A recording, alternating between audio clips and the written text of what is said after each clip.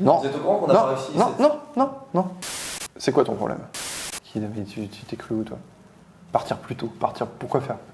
Non, ton temps n'est pas précieux. J'achète ton temps. Mon temps est précieux, ton temps n'est pas précieux. Je sais combien coûte ton temps. Ton temps me coûte un SMIC horaire, d'accord? Il n'est pas précieux. Des situations de domination au travail, on en a tous et toutes vécu des tas. L'entreprise, c'est un peu un Game of Thrones permanent.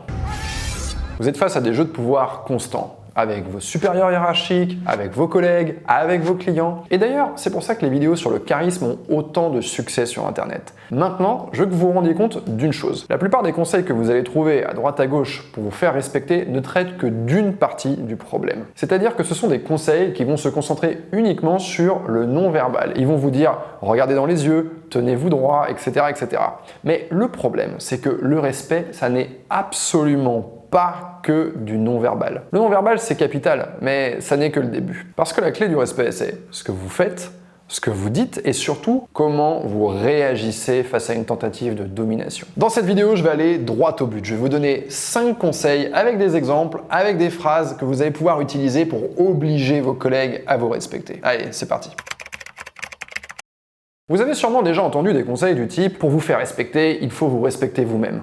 Mais je pense que le problème d'un conseil comme ça, c'est qu'il est finalement assez flou. Moi, je pense que la clé fondamentale pour se respecter soi-même, c'est surtout de respecter son temps. Votre temps, c'est quelque chose d'extrêmement précieux. D'ailleurs, c'est pas pour rien que votre employeur vous paye à l'heure. On va s'attarder ensemble sur un exemple de quelqu'un qui a la maîtrise parfaite de son temps. C'est Meryl Streep dans le film Le diable s'habille en Prada. Who are you? My name is Andy Sachs. Dans cette scène, c'est Andrea, une jeune journaliste qui vient passer un entretien d'embauche avec Miranda, la rédactrice en chef très charismatique d'un grand magazine de mode. What are you doing here? Well, I think I could do a good job as your assistant. And, yeah, I came to New York to be a journalist and sent letters out everywhere and finally got a call from Elias Clark and met with Sherry up at Human Resources. And I also won a national competition for college journalists with my series on the Janitors Union, which exposed the exploitation of...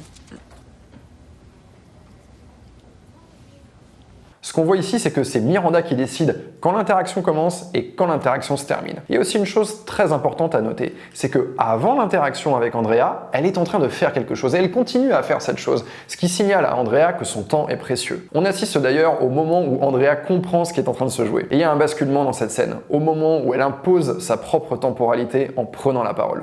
Yeah, okay. You're right. I don't fit in here. I am not skinny or glamorous and I don't know that much about fashion, but... On voit que Miranda est surprise et elle s'arrête de faire autre chose. Et d'ailleurs, on voit dans ses yeux qu'elle respecte beaucoup plus Andrea après ça. D'ailleurs, petit spoiler, elle va finir par l'embaucher. C'est un exemple extrême et c'est un exemple de film, mais je trouve très révélateur et je vais vous expliquer pourquoi. Parce que ce qui frappe tout de suite quand on pense à nos collègues qui ne se font pas respecter, c'est que ce sont souvent des gens qui n'ont aucun respect pour leur propre temps personnel. En fait, la plupart des gens pensent que le manque de respect au travail, ça s'exprime par des insultes. Mais en réalité, pas du tout. Quelqu'un qui va vous manquer de respect au travail, c'est, je dirais dans 85% des cas, quelqu'un qui ne va pas respecter votre temps. On a tous eu ça. Ce collègue qui vient se planter à notre bureau avec son café et qui nous sollicite, soit pour nous refiler du travail, soit pour nous demander un truc bidon juste parce qu'il s'ennuie. En faisant ça, ce qu'il est en train de vous dire, c'est ton temps n'est pas important, sombre petite merde. Tu ne mérites pas que je te respecte. C'est capital que vous réagissiez de la bonne manière dans cette situation, parce que ça va donner la couleur tout de suite. L'erreur que beaucoup de gens font, c'est qu'ils vont arrêter immédiatement ce qu'ils étaient en train de faire. Je vais vous dire concrètement ce que vous allez lui répondre à ce collègue. Vous allez prendre votre temps pour terminer ce que vous étiez en train d'écrire ou de faire, vous allez lever les yeux vers lui et vous allez lui dire la phrase suivante. « Ah, t'as besoin de moi? Ok, je peux t'aider pour ce truc et ce truc. Mais là, je suis occupé. Par contre, je peux te consacrer 20 minutes, disons à 15h, juste avant ma réunion. Donc si c'est ok pour toi, on se retrouve à 15h ici. » Je vais vous expliquer pourquoi cette phrase est redoutable. Face à une personne qui souhaite s'accaparer votre temps, il y a 4 étapes à suivre dans l'ordre. Première étape, vous validez l'interaction.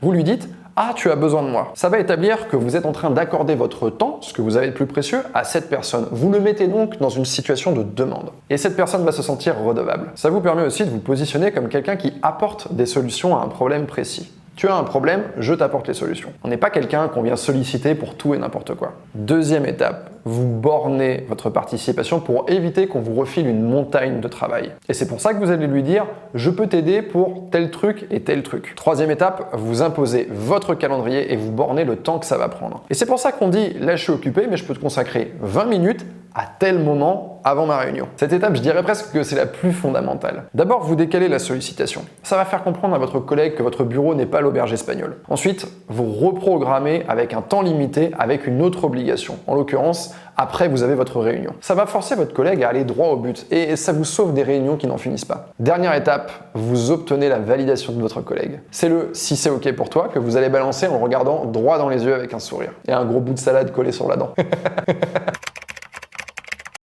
Ces dernières années, il y a eu 2 bouleversements majeurs qui brouillent les frontières au travail. Le premier bouleversement, c'est l'avènement du modèle de la start-up. Le modèle de l'entreprise, c'était un modèle très rigide où vous savez exactement quel est votre rôle, quand est votre pause déj, quels sont vos droits, etc. Mais le modèle de la start-up, c'est un modèle piégeux parce que ça repose sur des interactions faussement friendly, faussement amicales. Bah ouais, l'appli, tout le monde va passer par nous pour télécharger les applis. Mais comment tu la télécharges l'appli? Bah, sur l'appli. Par exemple, la présence d'une tireuse à bière au milieu de l'espace de travail ou d'un baby-foot, ou alors ces 2 after-work par semaine où vous allez parler des sujets de la boîte. En fait, vous n'allez pas être payé pour ça, mais il y a une pression sociale qui va rendre ces événements un peu obligatoires. Le deuxième bouleversement, c'est le télétravail et son accélération pendant le confinement de la pandémie. Le télétravail, ça participe aussi à brouiller ces frontières entre vie privée et vie perso. Pourquoi? Parce que vous êtes perpétuellement sur votre lieu de travail. Je vais vous dire ce que vous pouvez faire concrètement, et ça s'applique autant au télétravail qu'en entreprise. Ne vous rendez pas trop disponible par email ou par téléphone. Concrètement, ça veut dire 2 choses. La première, ne répondez pas systématiquement aux emails dans la demi-seconde. Si vous êtes quelqu'un qui ne supporte pas d'avoir des mails non lus, non traités dans la boîte aux lettres dès leur réception, vous pouvez utiliser l'option « Programmer un email ». Et là, vous programmez votre réponse que vous aurez déjà écrit pour dans une demi-heure ou dans 1 heure. Deuxième chose, vous devez vous fixer une règle stricte. N'envoyez jamais d'email ou ne passez pas d'appel en dehors de votre temps de travail. C'est particulièrement vrai pour les freelances qui peuvent prendre l'habitude de travailler de nuit parce qu'ils préfèrent ça. Si vous envoyez un mail à 1h30 du matin, vous envoyez des signaux assez négatifs. En fait, on a l'impression que vous n'avez pas de vie perso. Programmez cet email pour le lendemain à 8h. Le respect au travail dépend autant de ce que vous faites que ce que vous ne faites pas. Donc je vous donne quelque chose à ne surtout pas faire. Ne demandez surtout pas la permission pour des choses qui sont évidentes ou acquises. Un exemple typique que je vois tout le temps en tant qu'employeur. Un stagiaire par exemple qui va demander la permission de partir alors que ses horaires de travail sont déjà inscrits dans la convention de stage. En fait, il faut comprendre que quand vous demandez la permission pour une chose évidente, vous êtes en train de vous infantiliser face à votre manager. Ce que vous venez de faire en demandant la permission pour un truc évident, c'est de lui octroyer un pouvoir de validation sur chacune de vos actions. Ça va lui donner une marge de manœuvre en plus pour vous imposer des choses que vous n'aviez pas à faire. Du coup, le conseil qui va découler, c'est celui-là. Ne vous justifiez jamais quand vous dites non. En vous justifiant, vous vous placez dans la position d'un enfant pris la main dans le sac. Vous vous placez dans la position du coupable. Et surtout, vous entrez dans une phase de négociation, alors que vous pouviez simplement dire non. Ça va peut-être vous paraître contre-intuitif, mais au travail, si vous savez reconnaître vos torts de la bonne manière, ça va obliger vos collègues à vous respecter. Il y a un passage de l'entretien récent d'Emmanuel Macron chez Brut qui est particulièrement révélateur de ça. Je le dis entre guillemets, il y a le citoyen victime et le policier violent. Il y a de la violence dans notre société. Justement, en termes de violence. Il y a de la violence dans notre société. Il y a des policiers violents. Il y en a. Et donc, là-dessus, il faut prévenir, former et surtout sanctionner. Mais si on est juste... Alors, il y a des policiers violents, mais est-ce que ce sont des violences policières, Monsieur le Président? Est-ce que ce qui s'est passé dans ce studio le 21 novembre, ce sont des violences policières? Pardon, ça s'appelle comment? Enfin, ce qui a été filmé, j'ai vu les images, parce ça s'appelle comme ça. Ce terme-là, jusque... Non, parce que, je vais vous dire pourquoi, ce terme-là, d'abord, il est politisé. Là, on a une situation qui s'envenime parce que les journalistes veulent faire dire à Macron l'expression « violence policière ». Et lui, il refuse parce qu'il préfère l'expression « violence des policiers ». Du coup, la situation escalade. Les journalistes sont ligués contre lui. Et résultat, il perd complètement le contrôle de la situation. Simplement, mais dites-le, pourquoi vous le dites pas? Je le déconstruis en disant il y a une violence des policiers. Il y a des violences de policiers. C'est tout à fait vrai. Donc mais vous n'avez pas dit violence, vous n'avez pas utilisé le terme de violence policière. Non, parce que qu'est-ce qui est en train de se passer depuis maintenant 3 ans? Pour clarifier juste, avant 2017, il y avait donc, selon le Macron candidat, des violences policières.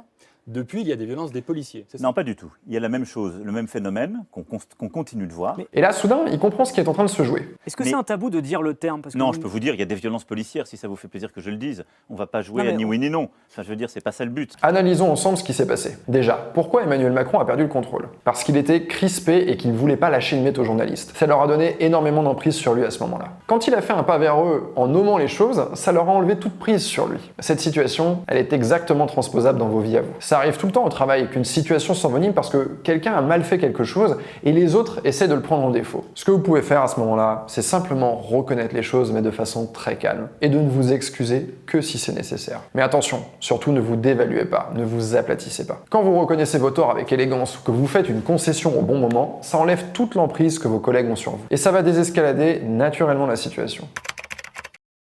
C'est quelque chose que l'on ne dit pas assez. Pour être respecté, il faut surtout que vous respectiez les autres. Si vous manquez d'intelligence sociale, si vous ne savez pas lire votre environnement, eh bien vous allez passer pour quelqu'un de décalé. La capacité à lire son environnement, à regarder comment il fonctionne et à faire du mimétisme, c'est-à-dire à réussir à imiter le comportement de nos semblables, eh bien c'est le propre de l'intelligence sociale. D'ailleurs, il y a un film qui est très intéressant, très drôle aussi, qui prouve ça. C'est le film Arrête-moi si tu peux de Steven Spielberg. Dans ce film, DiCaprio joue le rôle de Frank Abagnale, une personne qui a vraiment existé et qui a dupé tout son monde, tout son entourage. Il s'est fait passer pour plein de personnes différentes et pour ça, il a dû faire usage du mimétisme. Donc voilà, si vous l'avez pas vu, je vous conseille vraiment de le regarder. Moi, c'est un des films que j'ai adoré. Enfin, si l'intelligence sociale est un aspect de votre vie que vous souhaitez développer, je vous conseille de vous abonner à ma chaîne et de regarder la vidéo qui va suivre. C'était Yann et je vous dis à la semaine prochaine.